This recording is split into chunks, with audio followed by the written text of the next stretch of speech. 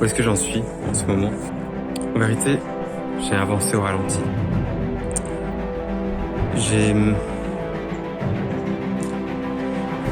Qu'est-ce que j'ai foutu, putain?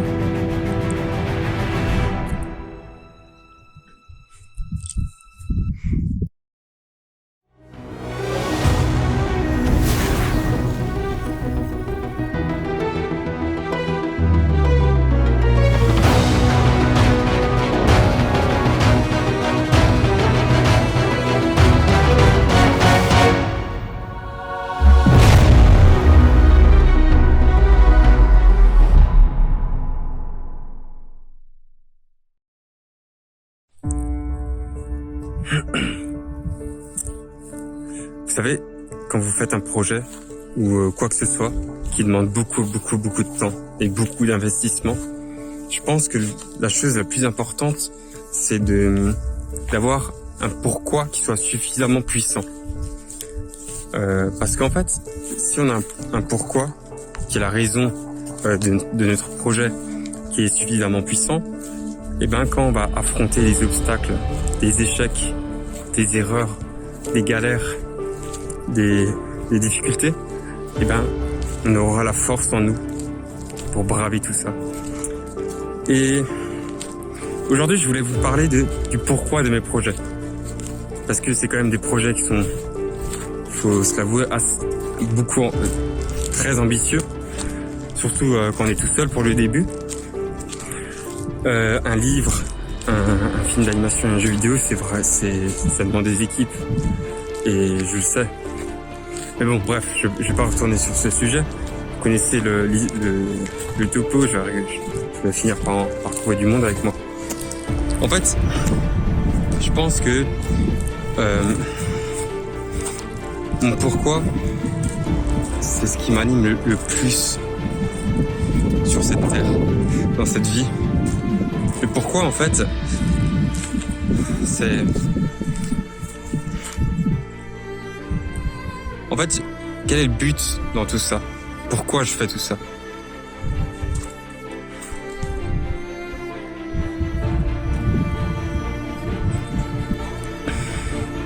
En fait, c'est quelque chose de hyper puissant, moi.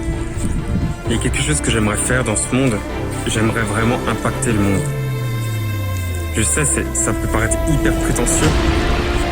Et en quelque sorte, ça l'est un peu parce que quand t'es une seule personne, pour impacter le monde, il faut quand même un peu de prétention pour envisager ça. Mais c'est trop fort en moi, je peux pas me retenir. Je suis obligé. C'est trop puissant. Ce que j'aimerais faire, c'est faire évoluer les consciences, bouleverser les cœurs des gens dans le monde entier,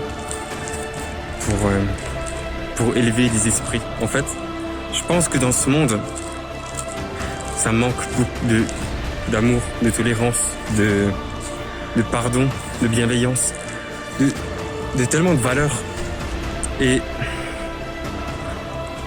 je crois que je peux vraiment, je crois que c'est vraiment possible d'influencer ce monde vers le côté entre guillemets du bien. Ce que je veux, c'est que chaque personne qui va lire le livre, la saga, chaque personne, peu importe l'âge, que ce soit un enfant, un adolescent, un adulte, une personne âgée, peu importe, qui joue au jeu ou qui regarde le film d'animation, j'aimerais qu'il soit totalement bouleversé, mais vraiment,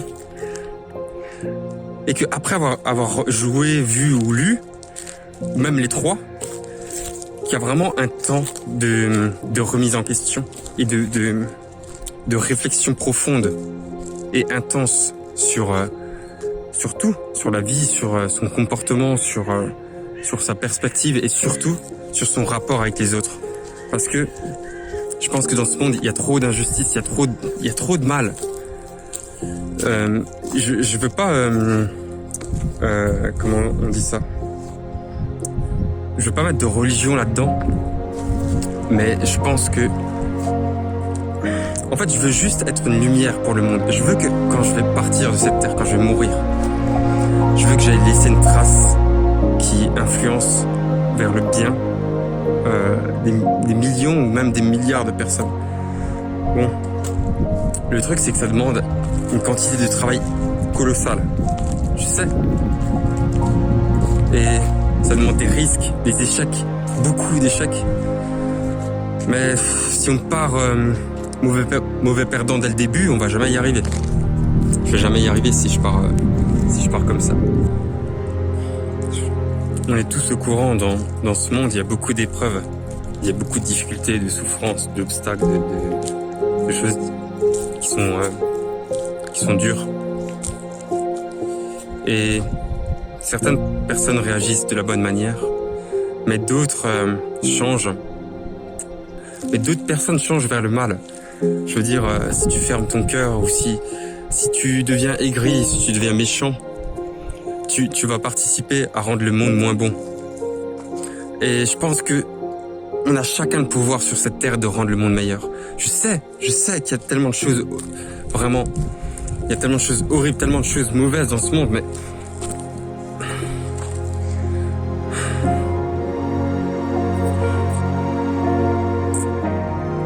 on est chacun responsable de ce qu'on en fait, de comment on réagit à ce qui nous arrive dans la vie.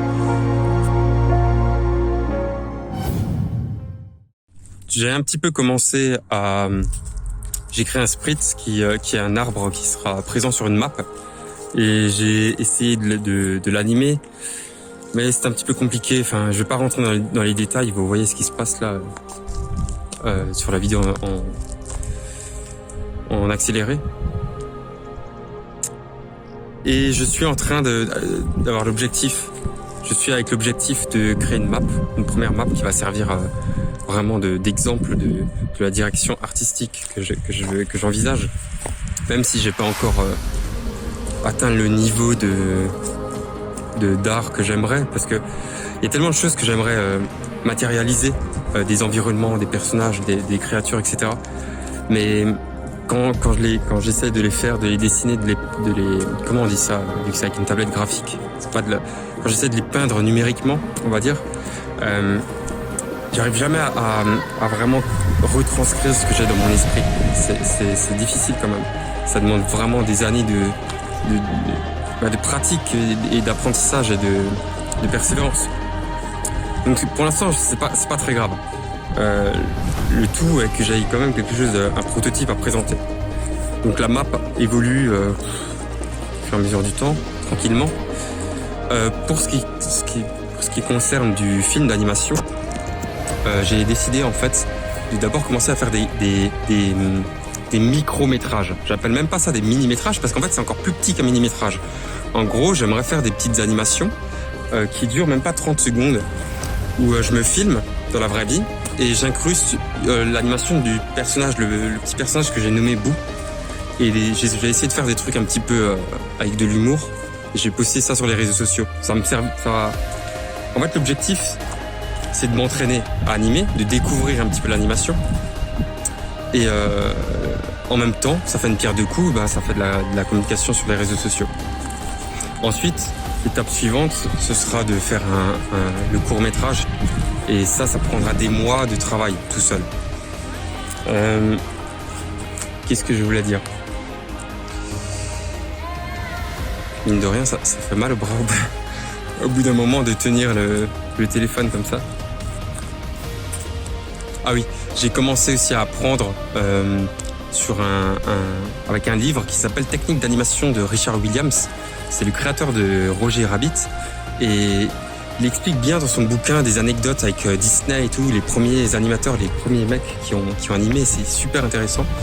Bon, après, il décrit beaucoup ce qui concerne la marche d'un personnage, quand il marche, quand il court. Et ouais, pour l'instant, je suis en train de regarder ça aussi, je suis en train de lire ça. Et puis voilà. Pour le bouquin, j'ai la trame principale, la trame qui est possiblement modifiable. Enfin, je veux dire, je vais peut-être la faire évoluer ou la modifier, j'en sais rien. Et j'ai beaucoup de fiches de personnages, de lieux, d'objets qui contribuent à créer l'univers que je fais. Et je commence à l'enrichir de plus en plus. Donc voilà, en ce moment ça avance un peu au ralenti parce que je vous avoue que dans la vie, on n'est pas toujours au top. C'est comme ça. Il y a des hauts, il y a des bas, il y a des cycles. Et on fait avec, on surfe un peu sur les vagues des saisons de la vie. Et puis voilà. Bon, je vous tiens au courant pour l'épisode suivant.